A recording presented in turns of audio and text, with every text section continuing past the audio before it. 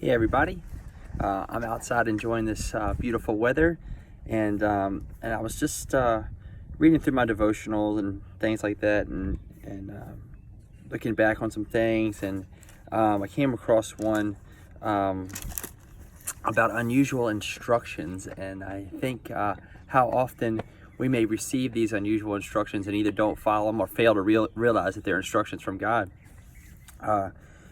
And an example of that would be, to me, as an unusual instruction, is when the commander of the Lord's army talked to Joshua and told him what to do in order to conquer the city of Jericho. And, he comes down and, Joshua realizes that, oh my gosh, what the heck? I can't believe God is really speaking to me. He is coming here and giving me these instructions. Not that he wasn't afraid, and not that he wasn't worried it wouldn't work, because I'm sure he was at first. But then he realized who was talking to him. He's like, man, I've got to obey this. I have got to follow these instructions to a T.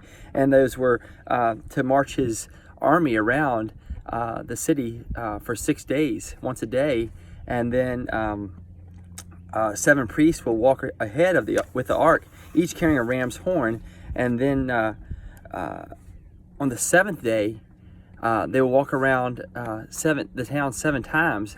And when the priest's horns sound, every man, every warrior will pretty much shout to the top of their lungs, and the walls will come down. And like I said, seems like an unusual instruction. Seems like, man, I think if anybody told us to do that right now, even if God told you to do that right now, would you obey it? Would you trust that that's even possible?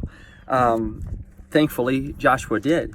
And it's just an amazing thing. And they were able to, obviously conquer the city of Jericho.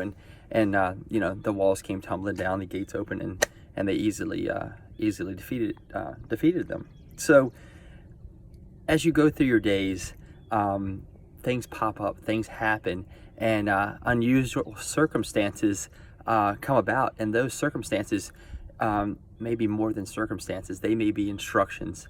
So that's why we have to pay attention. I know I can only imagine how many times I've missed God's instructions because of other distractions and things in my life. However, I know that he talks to each one of us, and he talks to us in a way that sometimes is crystal clear, and sometimes we got to do some of our own thinking. We've got to grow with him, because he wants us to be better and wants us to be more wise in his word, and understand how important it is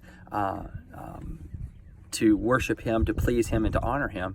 So just think about what's going on in your life right now. That's what I try to reflect on often, and probably not often enough, and see, where am I headed? What does God have in store for me now? And even in the worst of times, worship him, because it's only something, whatever's happening now is for your future, and that future is how he's going to use you to grow his kingdom. So anyway, have an awesome day. Enjoy the weather. If you can get outside at lunch or whatever you can do, get out and walk around, and just thank God for everything that he has given us, and thank him for these beautiful days. And then don't forget to thank him for the not so beautiful days as well. We'll see you later.